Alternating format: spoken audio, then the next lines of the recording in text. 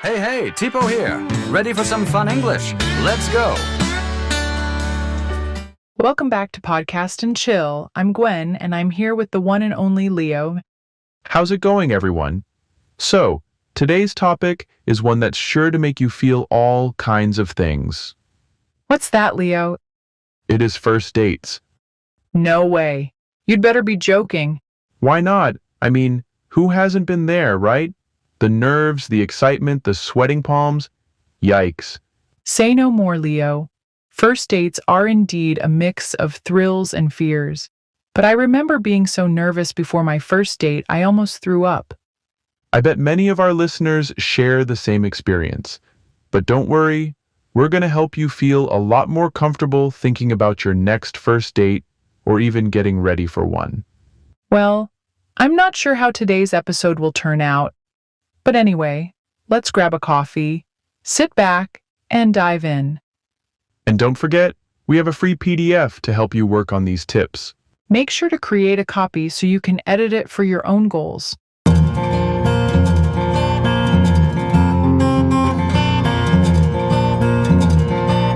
So, let's dig into why first dates feel like such a big deal. Gwen, why do you think people get so worked up about them? Well, obviously, it's the first time you're meeting someone who might end up being your partner. And? And you really want to make a good first impression. I mean, it usually takes a while to really get to know someone, right? So, if you don't nail it on the first date, isn't there still time? I wish it were that simple. Here's the thing. Studies show people size each other up in the first few minutes. Seriously? Yeah. Isn't it crazy how quickly we decide if we're into someone or not? For real. No wonder there's so much pressure to make those first moments count. That's a lot to handle. Totally. It's like, you never know who might end up being the one, so no one wants to mess up their first date. That's a solid point. You're on to something there. Imagine meeting someone new, hoping for that spark. But then the nerves kick in, and suddenly it feels like a roller coaster. No kidding. You're sitting there thinking, do they like me? Do I like them? It's this crazy mix of butterflies and overthinking. I remember freaking out over what to wear for my first date. Spent way too much time trying on outfits. Oh, totally relatable. Speaking of which, let's dive into those common first date fears. What do you think is the number one thing people worry about? Oh, hands down, saying something stupid. You know, you're chatting, and suddenly you're like, wait, did I just say something dumb? It's like having two conversations at the same time. One with your date and another one in your head, overthinking everything. Exactly. And that inner dialogue just makes you even more nervous. And then there's the dreaded silence when your joke doesn't land. You immediately spiral into a pit of self-doubt. Oh, I hear you. Even if they do laugh, you start overanalyzing. Are they laughing because they're into me or just being polite? And of course, there's the big one. What if they don't like me? Ugh, that one's brutal. The whole time, you're sitting there wondering, are they checking their phone under the table? Are they already thinking of an excuse to leave? Right? But you know what? Everyone has these worries. You're not alone in feeling nervous or wondering what the other person is thinking. So true. And honestly, the best thing you can do is stop overthinking. Just enjoy the date.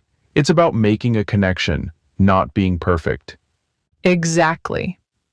Once you relax and focus on having a good time, the nerves will fade and the real fun begins. My question is, how can we not worry and get relaxed? Yeah, I admit it's easier said than done. The one and only way is to prepare well for it. What's your go-to tip for getting ready for a first date? Any advice to keep those pre-date jitters in check? Oh, for sure. First things first, you should wear something comfy. Really? Shouldn't we wear something nice instead? If you're comfortable, you're more confident.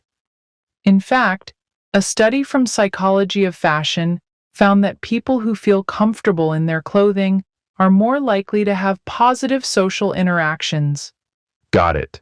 So we should aim at feeling good about ourselves, not stucking in something too tight or awkward. Trust me, my dear listeners, it makes a world of difference. And while we're on the topic of relaxing, picking the right spot is huge. I'm with you. A cozy coffee shop or a chill park is way less stressful than some super fancy restaurant. That makes so much sense. You don't want to be worried about formalities or which fork to use. A laid-back spot gives you room to really talk and get to know each other. And having a few conversation topics prepared helps too. Yep. Think about stuff you're into, like your favorite movies, hobbies, or dream travel spots. It's great for avoiding those awkward silences. Totally. A little prep can go a long way in making the date feel natural and, most importantly, fun. Now let's discuss two questions about our topic. First question is, why do you think people get so nervous about them? I think it's because it's the first time you meet someone who might end up being your partner, and you want to make a good impression. That's a good point. The second question is, how do you think we can stop overthinking and relax during a first date? I think the key is to prepare well for the date, like picking a comfortable outfit and choosing a chill place to meet. Great advice. And to our listeners, what do you do to calm your nerves before a first date? Share your answers in the comment section below. Now it's time to dive into the do's and don'ts of a first date. What's one thing you definitely should do? For starters, really listen and show genuine interest. Agreed. Asking our dates about their hobbies, what they've been up to, or what they're passionate about is definitely what we should do. It makes them feel like they matter. People love it when you're actually paying attention. It's a great way to build a real connection. And keep things easygoing and authentic. Don't overthink it or try to impress them too much. Just be yourself and enjoy the moment. What about the don'ts? What's a big red flag on a first date? Oh, this one's big. Don't keep looking at your phone. Nothing screams, "I'd rather not be here," like scrolling through Instagram while they're talking. It's such a turnoff. Folks, remember to put the phone away and actually focus on the person in front of you. And here's another one. Stay away from touchy topics like politics, money, or your ex. Those can get awkward fast and bring the mood down. Stick with light, fun topics that keep the conversation flowing and everyone at ease. The goal is to keep it chill and natural. Let the conversation unfold and just have a good time. Yep, just go with the flow and you will be good. And hey, it's not just about what you say. Body language is huge. Oh, absolutely. Body language can make or break a first date. Totally. Studies show that nonverbal cues, like smiling and eye contact, are a big deal when it comes to first impressions. No doubt.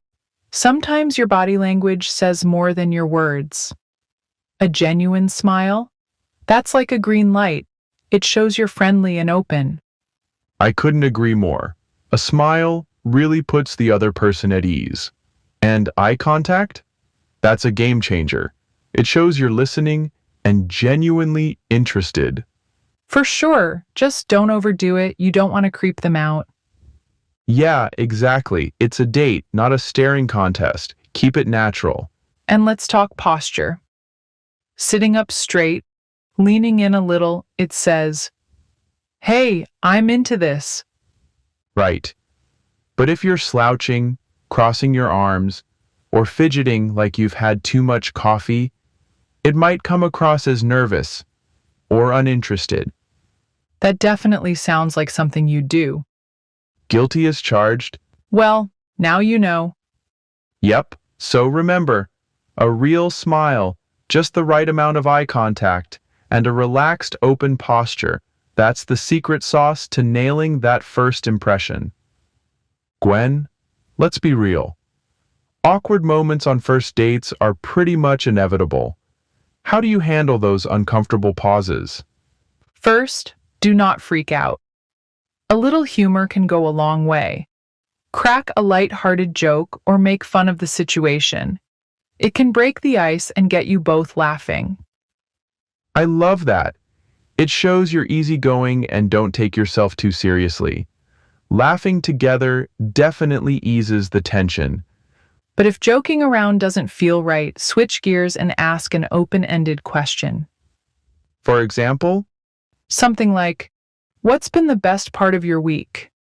It gets the conversation flowing and takes the pressure off. that's such a solid move. When you ask about their life or interests, it shows you're genuinely curious, and they'll probably appreciate that. So it's a win-win. And here's another tip. Don't be afraid to just call out the awkwardness. Saying something like, "Well, this is a little awkward, isn't it?" can actually make things less awkward. It's like giving permission to both of you to just laugh it off. Plus, it makes you seem super down to earth. Love it. I'm stealing that for my next date. Go for it. You'll thank me later. So, Gwen, what do you think? If a first date goes really well, does that mean it's the start of something serious? It could be, but not necessarily. What do you mean by not necessarily? A great first date doesn't automatically mean you're headed for a long-term relationship. Sometimes it's just about having a fun, enjoyable time with someone, and that's totally fine. That's a good point. But if it does go well, it's a great opportunity to suggest meeting up again. Sure. You can say something like, "I had such a good time today. Want to do this again soon?" That's the perfect way to show you're interested and want to keep the connection going. Plus, it keeps things light and easy. But let's flip it. What if it doesn't feel like a great match? How should you handle that? If there's no spark, the key is to stay respectful. Thank them for the date and keep it polite. But don't give mixed signals or lead them on. And you don't have to feel guilty about it. Not every date is going to be the one. It's all part of the process. Every date, good or bad, is a chance to learn more about yourself and what you're looking for. It's all about the experience. Couldn't agree more. All right, Gwen. Here's a question for you. What is it? Why do you think listening and showing genuine interest are important on a first date? I would say it's because it helps build a real connection and shows you care about the other person's thoughts and feelings. That makes sense. Now, it's your turn to ask me a question. What's one big red flag on a first date that people should avoid? In my opinion, it's checking your phone. Don't do that. It can make the other person feel ignored and unimportant. I totally agree. So, there you have it. The first date doesn't have to be perfect, right? Totally. The most important thing is to just be yourself. And no matter how it goes, every first date is a chance to connect and learn something new. Even if it doesn't work out, you've still gained experience. Plus, those awkward moments, they can make for hilarious stories later. Couldn't agree more. So, what about you, listeners? Do you have any funny or interesting first date stories?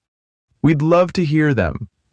Maybe your first date was a total disaster, but it turned into a great memory. Or maybe it was amazing and you just knew it was meant to be. Either way, send us your stories. We're all ears. Thank you all for joining us on today's episode of Podcast and Chill. I'm Leo. And I'm Gwen. Remember, first dates are about getting to know someone new and having fun. Just enjoy the ride.